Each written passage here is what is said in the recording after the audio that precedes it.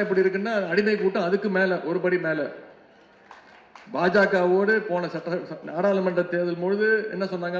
தேர்தல் முடிஞ்சோடனே, சட்டமன்ற தேர்தல் முடிஞ்சோடனே தோல்விக்கு காரணமே பாஜக தான், இனிமே ஜென்மத்துக்கு பாஜகவோட கூட்டணியே இல்லைன்னு சொன்னவங்க தான் அதிமுக, உங்களுக்கு தெரியும்.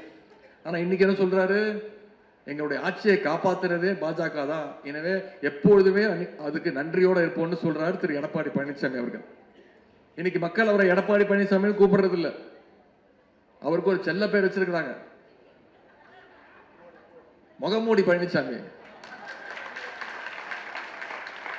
அதிமுக பொதுச் செயலாளர் திரு எடப்பாடி பழனிசாமி என்ன சொல்றாரு? நான் என்னைக்கும் பாஜகவுக்கு நன்றியாக இருப்பேன் அப்படின்னு சொல்றாரு. நன்றியை காட்டுறதுக்கு யாராவது 4 கார் மாறி போவாங்களா? அவருக்கு காரை மாத்துறதும் காலை மாத்துறதும் புதுசு கிடையாது. முதல்ல கால் மட்டும்தான் மாறிட்டே இருக்கும், ஆள் படுத்த ஆள் அப்படியே தான் இருப்பாங்க. முதல்ல நம்ம ஜெயலலிதா அம்மையாரோட கால், அந்த அம்மா இறந்த பிறகு சின்னம்மா சசிகலா அம்மாவோட கால், அந்த அம்மா ஜெயிலுக்கு போனோடனே டிடிவி தினகரன் கால், அவருக்கு அப்புறம் இப்போ மோடியோட கால், அப்புறம் அமித்ஷா கால், நடுவில் திரு ஓ பன்னீர்செல்வம் கால், இப்படி பல ஜோடி கால்களை மாத்தினவர் தான் திரு எடப்பாடி பழனிசாமி அவர்கள். உங்களுக்கே தெரியும், நீங்க தொலைக்காட்சியில பார்த்திருப்பீங்க, நான் அது நகைச்சுவைக்காக சொல்ல, எல்லா தொலைக்காட்சியிலும் பிரேக்கிங் நியூஸ்.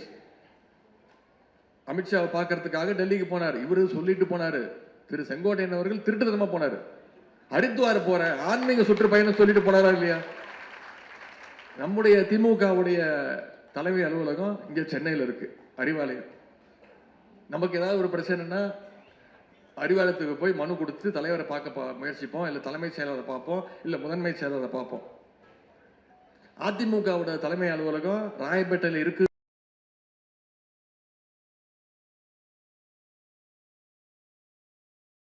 கட்சி மட்டும்தான் இங்க இருக்கு, டெல்லியில இருக்கு. போகும்போது தைரியமா போயிட்டாரு திரு எடப்பாடி பழனிசாமி அவர்கள், போகும்போது அமித்ஷா வீட்டுக்கு தைரியமா போயிட்டாரு. ஆனா வரும்போது பாத்தீங்கன்னா 4 கார் மாறி முகத்தை மூடிக்கிட்டு திருட்டுத்தனமா, உள்ள என்ன டீலிங் நடந்ததுன்னு யாருக்கும் தெரியல. ஒரு படத்துல நகைச்சுவை நடிகர் வடிவேல் சொல்லுவாரு, அந்த டீலிங் எனக்கு ரொம்ப பிடிச்சிருந்துச்சு, தெரியல உங்களுக்கு, பேக்கரியை நான் வச்சுக்கிறேன்,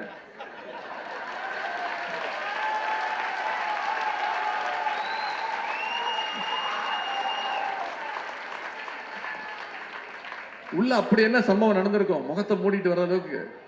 கேட்டா அடுத்த நாள் பத்திரிகையாளர் தந்து சொல்றாரு, வேர்த்திருச்சு. உங்களுக்கு வேர்க்கிற அளவுக்கு என்ன பண்ணாங்க? உள்ள வந்தது பல கோடி ரூபாய் மதிப்புள்ள கார், விமானம் மாதிரி இருக்கும் அந்த கார், அதுலயே அவருக்கு வேர்த்திருக்குன்னா, நான் சொல்றேன், உங்களுக்கு முகம் வேர்க்கல, கண்ணு வேர்த்திருக்கு.